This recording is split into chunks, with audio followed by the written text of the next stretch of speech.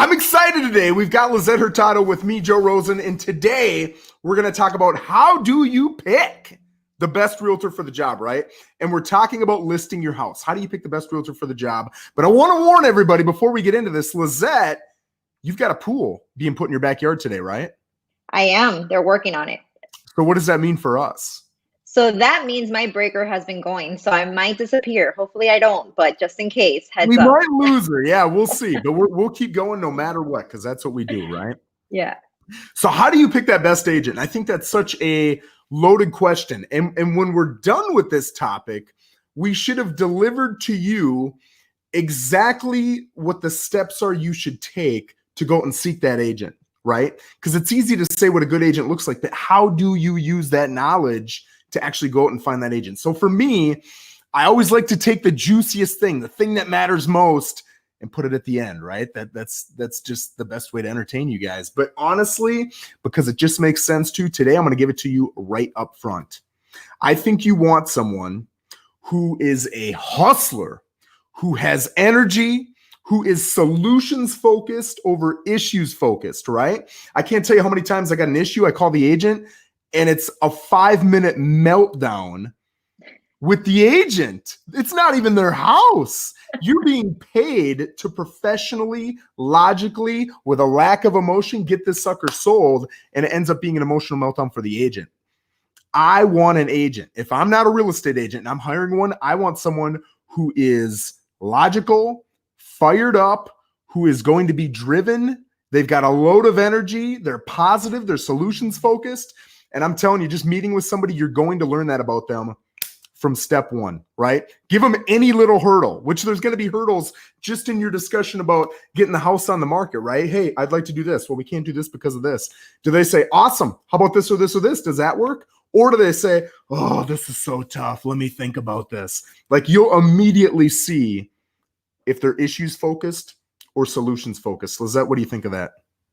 100%. It's so important to be able to take the emotion out of the transaction and have someone on your team that's going to think logically and look at the whole picture from both sides. I found myself in that situation yesterday and just taking a step back and looking at the entire pictures, the pros and the con. Even though I must have showed maybe 30 properties, I still need to be able to step back and really take a look at it from both the buyer side, the seller side, and meet somewhere in the middle where everyone can come across with a win. Yeah. So definitely. So give me something that I should be looking for as just a normal Joe out there. I don't have my real estate license. I'm not a realtor. What should I be looking for in my listing agent? You see, I'm coming across a lot right now. It's so important to have a good handle on the market that we're in right now. It's good to find an agent that understands the market that you're looking in and understands the pricing. Prices, homes are being sold so quickly recently. They're going under contract. They're lasting on the market only a few days. And people are putting in offers $10,000, $15,000 over asking price. But is that property going to appraise? And that's very important if you're on the listing side to give that information over and prep your sellers. Just because it goes under contract does not mean it's going to appraise at that price. And that may be a problem that you're going to have to overcome in the future. So go a little bit deeper on that. If it doesn't appraise, okay, so let's say I got a house, I'm putting it on at $350. All right. I am your seller. You're my agent. And all of a sudden we get 17 offers and the best one's at $370. And you're warning me about, hey, it might not appraise. Why do I care? Why does that matter? For many reasons. And it's not just for the buyers that are making an offer that have financing. A lot of times, even cash buyers are going to want to have an appraisal done on the property. They're going to want to make sure they're paying for the property for what it's worth and what it's valued at, not that they're overpaying on a property that is not valued at that number. So when you come across an appraisal and it's telling you, okay, it's worth $350, not $370, then you're going to have to overcome that and say, okay, well, am I going to meet the buyer halfway? Am I going to say no and go look for another buyer, which is a tricky situation also if they're financing, because that appraisal stays with the property for 6 months. Yeah, and I think you made some great points. I think that having that discussion when all those offers are coming in and they want to take something higher than what the current comps are showing, that discussion is important, because walking them through, like, if this happens, these are going to be our options.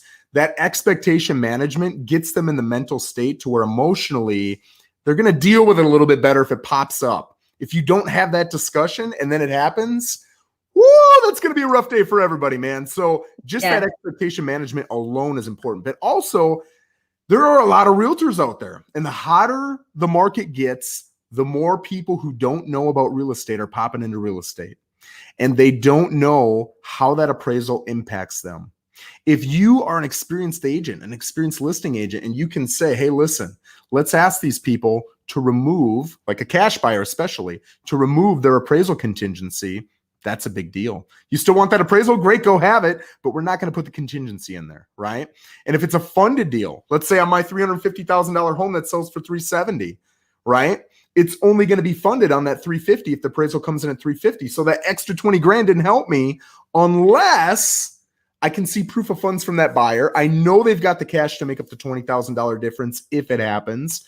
And even though it's still only going to be funded on $350,000 because that's where the appraisal came in, I'm now forcing, because of the agreement we made on day one, I'm forcing the buyer to make up that $20,000 difference because that's what we agreed to. And I see that all the time. If you come in with a really strong cash heavy buyer and they want that property, they come in 10, 20 grand over, and they can say, hey, I'm going to cover any difference on the appraisal up to whatever it is, right? In this case, maybe it's $20,000. Holy smokes. Does that make for a better contract? Does that make for a better buyer? And does that make for a more happy seller? What would you say to that? Yeah, it's a tricky situation. So prepping your clients is so important. So they know what to expect during the process. And, each transaction is going to come across with surprises. But if you can inform them and get them ready and know this may be a possibility, it goes back to taking the emotion out of the transaction, and we're prepped for it and we know how we're going to handle it. 100%. I also think communication is a big deal. When you go look at negative reviews of any agent, I'm guessing here, but I'm guessing 70, 80, 90% of those negative reviews are going to say, they listed my home and they sounded amazing, and then boom, they were gone. It was magic. I never talked to the person again, right? And it happens all the time. And for me, the only way to protect against that is I always tell people, like, listen, you got 3, 4, 5 days before you're making your decision, right? Call me 2 or 3 times. See what happens. Call that other agent 2 or 3 times. See what happens. I'm going to pick up every flipping time. If I miss it, I'm probably on the phone, and I'm going to call you 6 minutes later when I get off the phone. See what happens with that other agent. And you would be astonished at the difference in communication between different agents. And remember, you're going to get that communication throughout. All right. When you're getting that listing together, that's a process. There's a lot of communication that needs to happen. When you get that offer, or those multiple offers, hopefully, there's a lot of communication that needs to happen throughout the whole process. You've got the inspection, you've got the survey, you got the appraisal, you've got title, you've got the lender. You've got a lot of different steps in that process where communication plays a huge role. But it's challenging because all of us are salesmen, right? So we're all going to say we're incredible communicators. Of course, we're going to be there for you. So test them, because that's really the only way you know. Lissette, what do you got to say to that? No, that is one of the biggest things I base my business on, is being able and being available for my clients. Yes. And having that communication. Again, if I'm busy, I'll send them a text and say, on a call, I'll call you right back. They know I saw their communication, their text message, their email, or their missed call. I'm aware, and I'm going to get back to them as soon as possible. It doesn't matter what time of the day. I've been sending text messages, emails, phone calls 8, 9 o'clock at night. It's the biggest transaction in a person's life is selling or buying a property. So you want to have someone that's going to hold your hand the entire time and not answer back to you 12 hours later. Yep.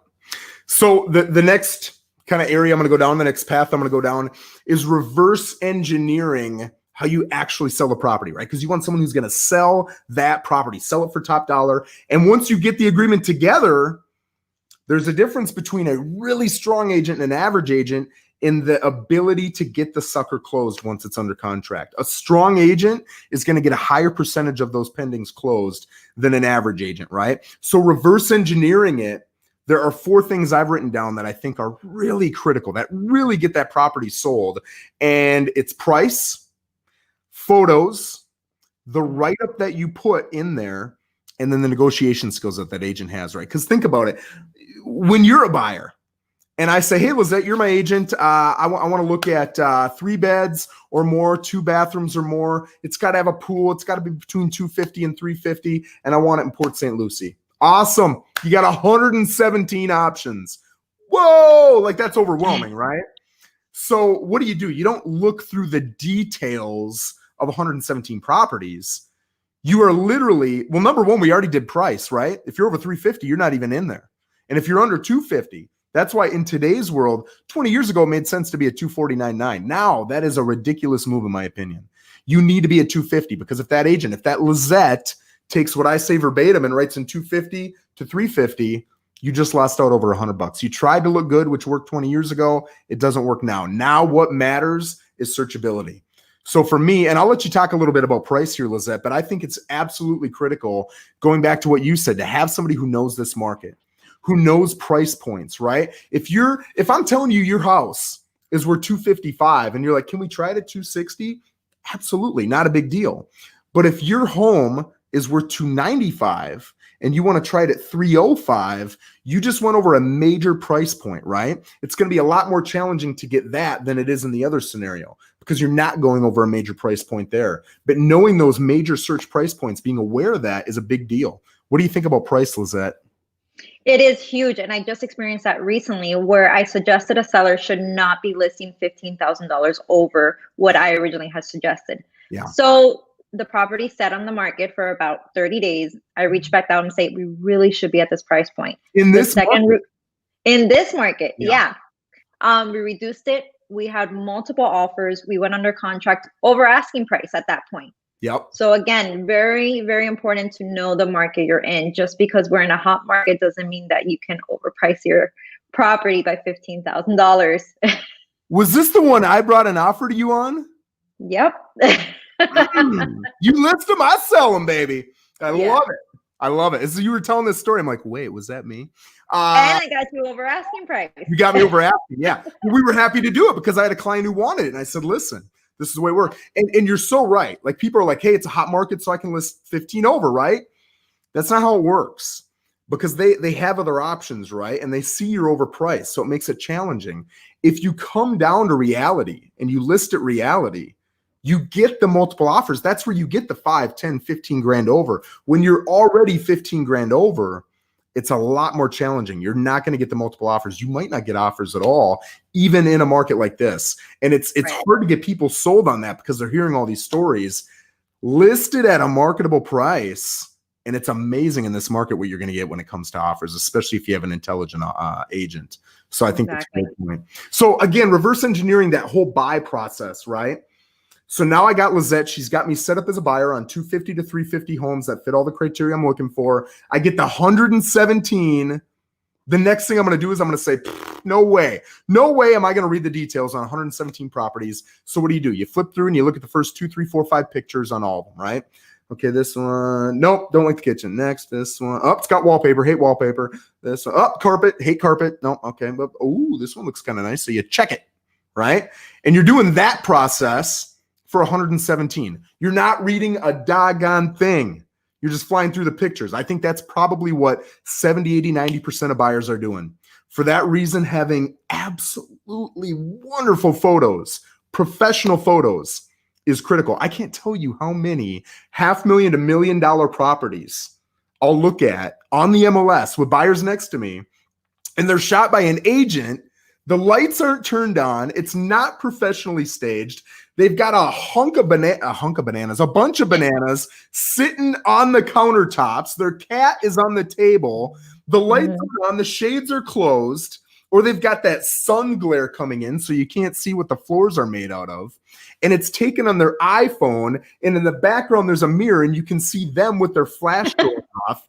And I'm like, dude, this is a $700,000 listing. Yeah. These are your clients, and forget these clients. It's your reputation as an agent.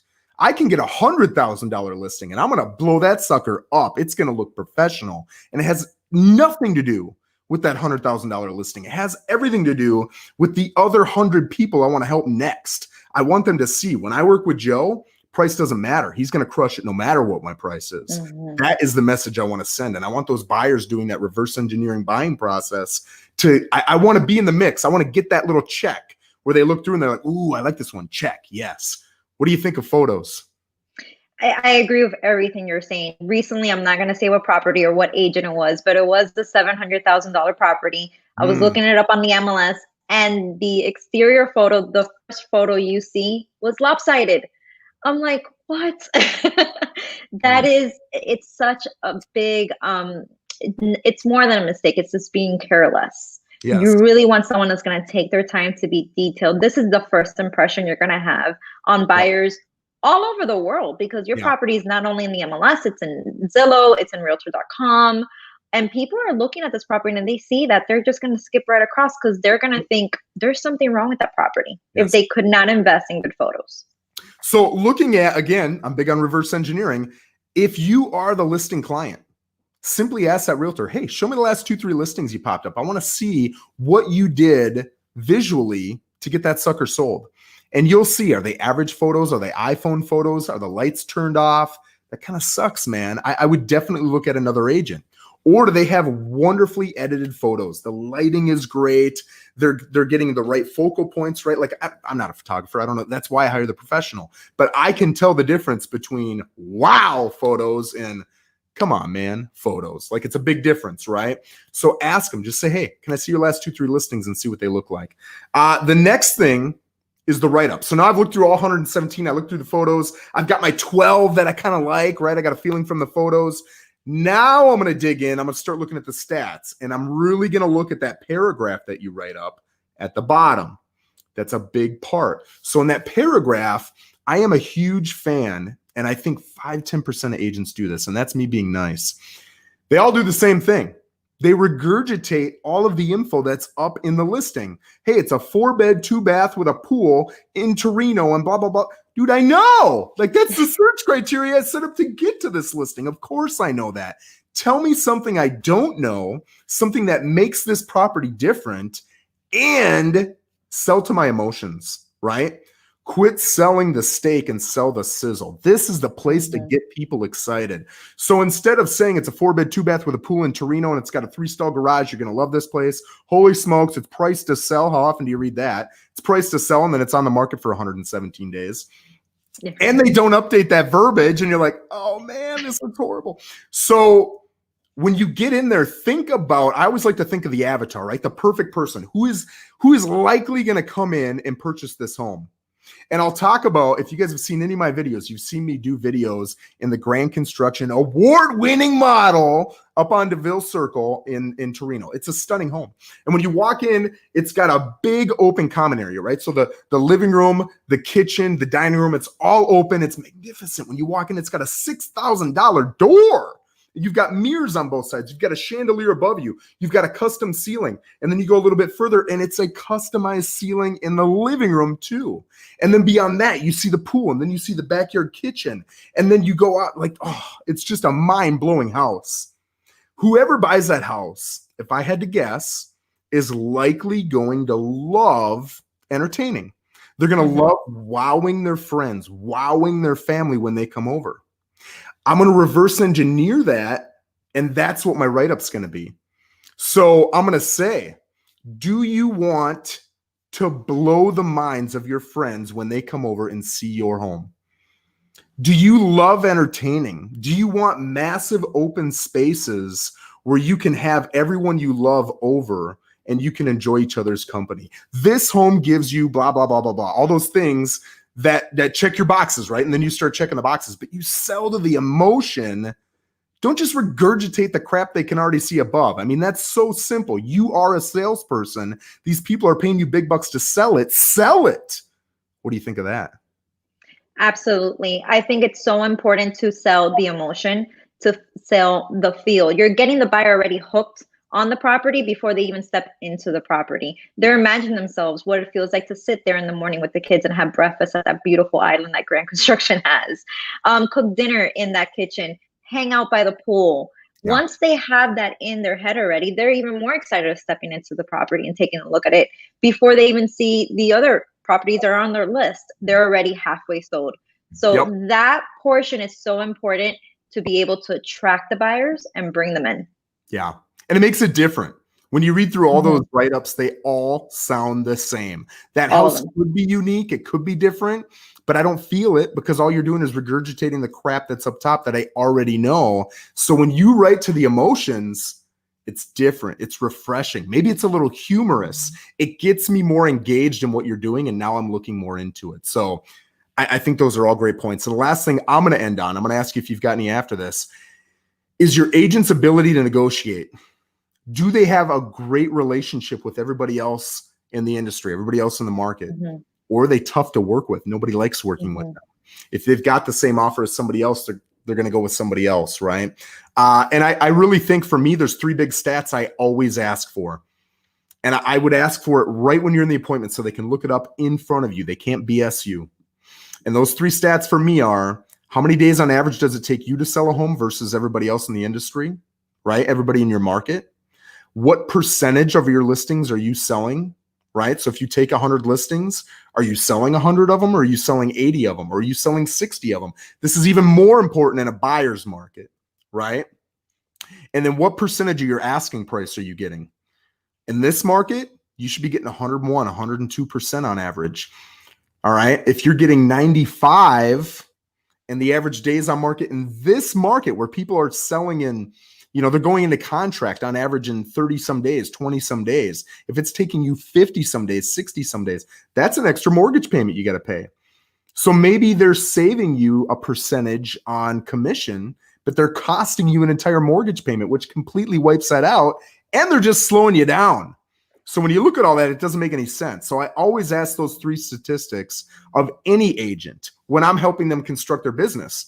And then, hey, reverse engineer a business that creates those wonderful statistics. How do you build those statistics, Mr. or Mrs. Agent? That is the agent that you want. Someone who knows their stats, someone who's professional, someone who's going after strong statistics in those areas. That is what you want. What do you think of that, Lissette? Absolutely. You want to be able to see their history and see, okay, can they really back up what they're trying to sell me on their skills? Have they really delivered in the past what they're trying to deliver now to me? And that's the main way to really do your research on an agent and find that out. Yeah. And another important factor I like to take into consideration, and I like to present to my sellers when I'm selling myself to them, I sit in every inspection on all my properties, whether I'm on the buy side or on the seller side. That is so important. You become informed on when issues arise, how to solve them. What is the cost of a repair? Solution focused. Yes. Is this an issue to really, really back out of the deal? Or is this really a small issue? Let's look it up. How much does it cost? So inspection and being well-versed and educated in just any issue that could come across in a household, that's very important to look for in an agent. I think that's a great point you brought up, because I can't tell, and I know you've had the same experiences we all have. If you just get the inspection report as a buyer and you read it, holy crap, is it scary, right? Yes. But if you even if it's minimal, it still looks intimidating. Yes. But if you talk to the inspector, Devin at DBJ Inspections, and he can verbally go through it like, hey, I know it says that the roof may or may not be operable and blah, blah, blah. And they're, check with a local roofer. Really, I saw a little bit of wear on 4 shingles.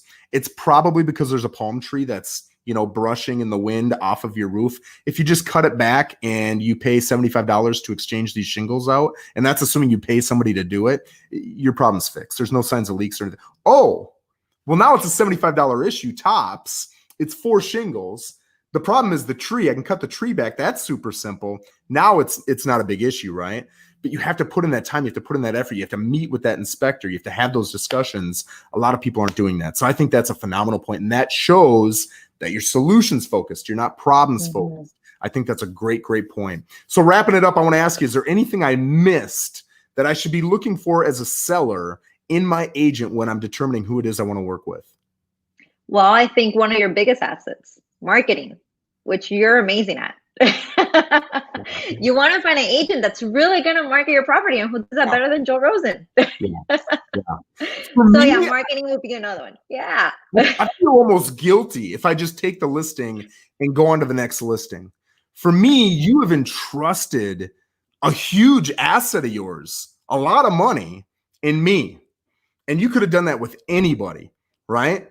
So I feel like I owe you a ton, like I owe you some phone calls. I owe you some videos. I owe you things you're not even going to see that I'm doing behind the scenes because you trusted me. And for me, that is a huge responsibility. It's a big deal. So for me, I do it almost out of guilt. Like I owe you. I want to crush it for you. And at closing, I'm not worried about that one sale. I got a bunch of sales.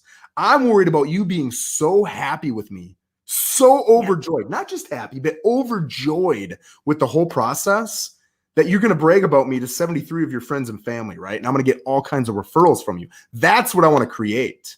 I want you to be so happy that you're crazy if you don't use Joe Rosen. That's what I want coming out of your mouth. And I want to reverse engineer that and create that for every single person I'm working with. So I think that's an awesome point. And that intent matters, wouldn't you say?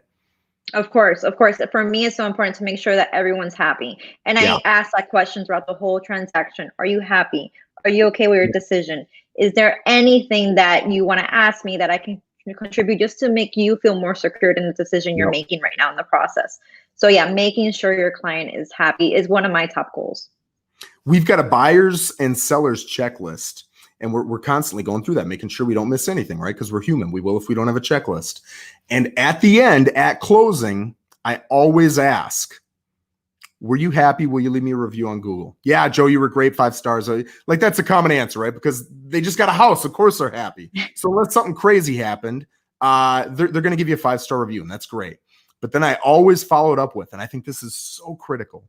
Listen, I'm glad you had a wonderful experience. I really appreciate that.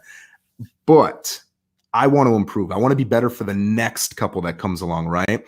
So you're not going to hurt my feelings. You're going to help my business. Can you think of anything, even if it's tiny, that I could have done or not done? I could have changed. I could have added. I could have communicated better. Something specific that if it was different, you would have had a better experience. And if you can give me that, it's going to make the experience for the next person better. Or when you go sell in 6 years, it'll make it better for you. Now, half the time, they're so elated that they just got a house or they just sold their house. They're like, no, Joe, you were great. Okay, great. Awesome. But sometimes you'll hear like, well, this thing didn't really make sense to me. If you would have explained it like this, it would have really helped me out. I got it eventually, but man, I would have liked it if you, awesome. But sincerely make a note of that and add it to your checklist. Always try to get better. Don't ever get complacent. If you're the number one agent, cool. Then make up another agent who's better than you. And they're a make-believe agent, but they're doing better than you, and get better than them. Like constantly work to improve. Never be happy with where, not never be happy, but never be satisfied with where you're at. Always want to be bigger and better. Always. That's what makes a good agent, great agent. Yeah. Well, hey, listen, we got to get back to work. So we're going to cut it short here. And Mario, I see you're here. We've got a huddle with 3 minutes late for us. So I'm going to let you guys go. I appreciate this. Lissette, you're amazing. So are you. All right, let's get it, bud. All right. Bye.